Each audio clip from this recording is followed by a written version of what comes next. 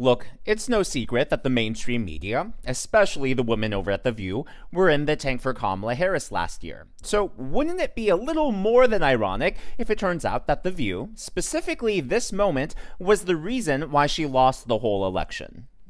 Well, if anything, would you have done something differently than President Biden during the past 4 years? There is not a thing that comes to mind in terms of, and I've been a part of most of the decisions that have had impact. It's not my claim. During a behind-the-scenes podcast, a View executive producer, as well as the co-host, all appeared to dogpile on Sunny Hostin and blame her for Kamala's loss. This, no words, just enjoy. Quite a bit of news, created some viral moments. I guess I'll start with Sunny. Sunny ruined it. It's Sunny's fault she didn't win. Sunny, we can't ignore the fact that you may have single-handedly taken down the Democratic Party. Some would say democracy itself. With one question that you asked Vice President Harris about what she would do differently than President Biden, how President Do y'all Harris... remember that? Yeah. Hard to forget. Take me back to that moment and How hard did you think that question was going to be? Well, did you know instantly that this was going to be meaningful the way she answered it? I knew it instantly when she answered it, which is why I asked a follow-up question. Yeah. Is there one thing? You know, because I knew, I could see the soundbite and I knew what was going to happen. But I thought it was a really fair question, and I thought it was a question that she would expect. It wasn't a gotcha question. By any means. It shouldn't have been a gotcha question. But I think we asked tough questions because I think our viewers want to hear those answers, yes. Right? And Barbara Walters asked tough questions, and so I just felt that that's something that she needed to do, differentiate what a Harris administration would look like as opposed to a Biden administration. And she didn't have the answer that I expected. I expected her answer to be something like, we have won. We have this win, this win, this win, this win. We've been more successful than any other administration in decades. And so I intend to build on those wins. But of course, I'm going to be different because I'm a woman of color. I'm a child of immigrants. I'm a lawyer. I'm going to do things differently through my life experience. But I mean, doesn't that sound like a good answer? Like I just assumed that was the answer. And then I didn't get that. And now Jake Tapper wrote it in his book? It's honestly in every 2024 recap book is kind of the moment.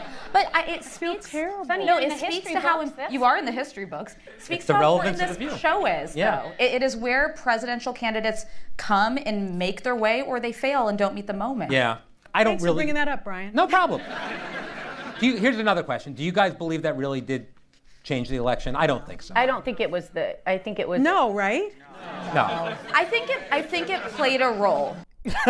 I love how everyone at the end is saying no, and Alyssa's like, yeah, actually, I do think it played a role. Look, they were laughing and making fun at the beginning, but the rule of comedy is that it's funny because there is an element of truth to it. And if there wasn't an element of truth, then why even bring it up? Why even talk about it? Look, do I believe that Sunny Hostin single-handedly cost Kamala Harris the election? No, of course not. But let's not forget that immediately after the rollout, the entirety of the mainstream media and the Democrat Party were marching in lockstep. There was not a single negative headline. All the polls were inflated, and they were coming out left and right, purporting to show Kamala Harris with this insurmountable lead. I mean, it was the biggest publicity stunt we'd ever seen rolling out before our eyes in real time. And that moment with Sunny really was the first crack in the dam that they weren't able to plug. It was the moment where the narrative began slipping through their fingers and they weren't able to stop the bleeding. So I do think that it played a role. Now, what I love in all of that is how they behaved as if that was a hard-hitting question.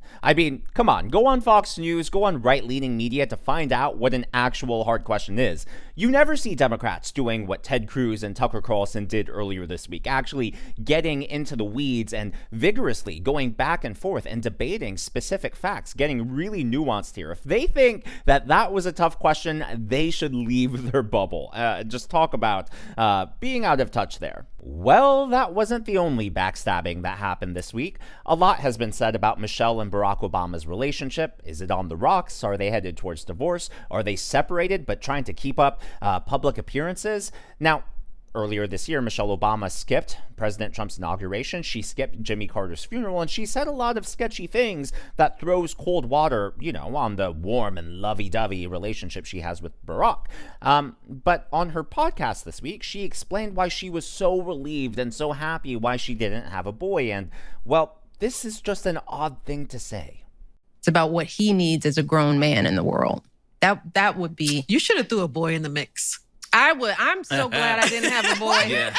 Because he would have been a Barack Obama. Baby Barack. It would have been amazing. Ooh, no, I would have felt for him. I mean, it wasn't just what she said. It was her tone of voice when she said it. Now, to be fair, later on, she explained, well, what I really meant was it would be really hard for a son to live under Barack's shadow. But come on, you are also the former first black First Lady of the United States, and you were also really involved with politics, and you had your own initiatives.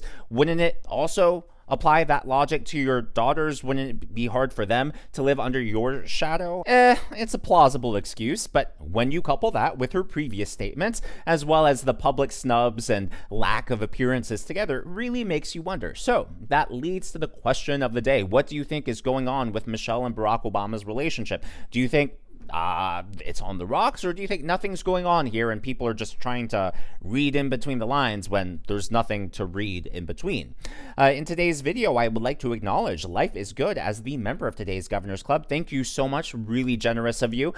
These are people, of course, who give super thanks or tips to the channel. I am so glad that you enjoy the videos. Well, Barack Obama has also been making appearances. He did not comment on their relationship, but he really exposed and proved yet again that when the left accuses the right of something, it's usually the left that is guilty of it. What has the left been accusing the right of? Well, they're calling President Trump a dictator, they're calling him an authoritarian, and they claim that President Trump and the right are trying to suppress free speech. But take a look at what Barack Obama had to say. But part of what we're going to have to do is to start experimenting with new forms of journalism and how do we use social media in ways that reaffirm facts, separate facts from opinion. We want diversity of opinion. We don't want diversity of fact. By the way, it will require some government, I believe, some government regulatory constraints around some of these business models in a way that's consistent with the First Amendment, but that also says, look, there is a difference between these platforms letting all voices be heard versus a business model that elevates the most hateful voices or the most polarizing voices or the most dangerous in the sense of inciting violence voices, and that I think is going to be a big challenge for all of us that we're going to have to undertake. Look, we already saw social media do that during the pandemic, and we all know how that turned out. And that right there also was just a falsehood. Social media doesn't elevate the most hateful or divisive voices. That's just not how the algorithm works. The way the algorithm works is it rewards engagement, and engagement comes in many forms. In the terms of YouTube, that's why you see so many content creators say, including me, give me a thumbs up, comment, because that counts as engagement. All of those signals tell the algorithm, hey, people actually like this content and they're engaging with it. On YouTube specifically, the biggest indicator of engagement is actually watch time. The algorithm can tell how long each individual user is watching videos, and that's how the algorithm knows what to promote. Well, when it comes to hateful and divisive comment, let's say someone posts something racist. Of course, racists are going to come out of the woodwork and support it, but then it'll also create controversy, right? People denouncing it. And when that controversy happens, you get people on all sides, not both sides, but from every perspective chiming in. Now, even if they're angry comments, that is still engagement. So guess what? The algorithm pushes it forward. So no, the algorithm isn't trying to promote hateful content. Rather, if you engage with it, which hateful content, draws a lot of engagement from both sides. Again, a lot of condemnation as well, which is a good thing. It is just a false narrative that the left is putting out there because they want to lay the foundation. They want to set the stage to be able to regulate these social media companies once they inevitably return to power. And so that's why I wanted to call that out there and, share more information as to how algorithms actually work. And it's funny, right? Because to me, the solution is obvious. The solution, don't engage with hateful content. If I see something and I'm like, that's ridiculous. You know how easy it is to just scroll right by it? Boop, that easy.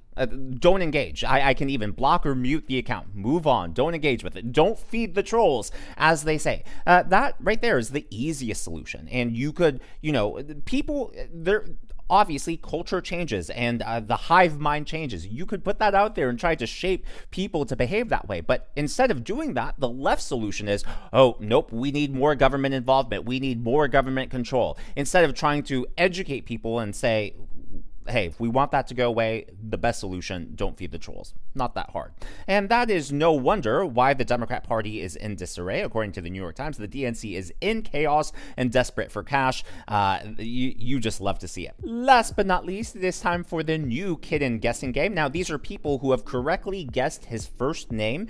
And so the reason I'm putting you on the screen is because I don't want you to waste your time guessing if you've already gotten it. So if you emailed or left a comment, that is showing up on the screen if you've correctly guessed his first name.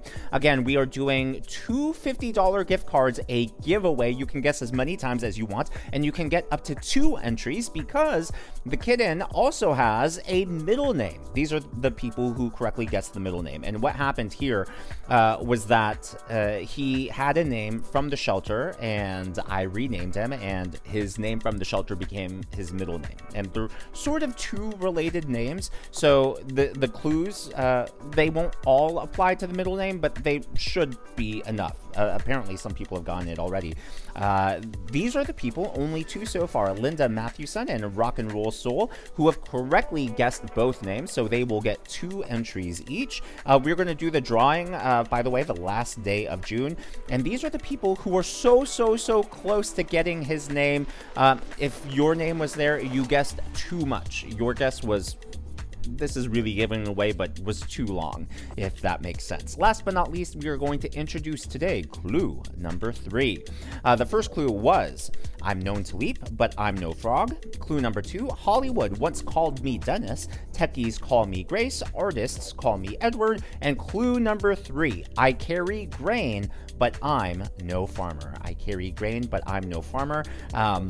There are going to be 5 clues total. And last but not least, I would like to say a very special thank you to Helga Shabalaba Ding Dong. You've probably seen her give super thanks before. This is my first ever piece of fan mail, and I don't even want to say the word fan because I view all of you as friends of the channel. So a really special gift that she handmade. Look at that, of Drogon. So special, and I love how it shimmers. I don't know if you can see it, but they're like individual like colored crystals that she like put into place. It's just gorgeous. And then one of Matrim as well. Look at that. Isn't this awesome? So thank you so much. Really made my day. I know that took a lot of time, care, and creativity. And so just thank you so much. If you haven't already, please be sure to leave me a thumbs up. I know it's a simple thing to ask for, but it really does help me reach more viewers like you in the algorithm. Be sure to smash that subscribe button and to check out one of these videos.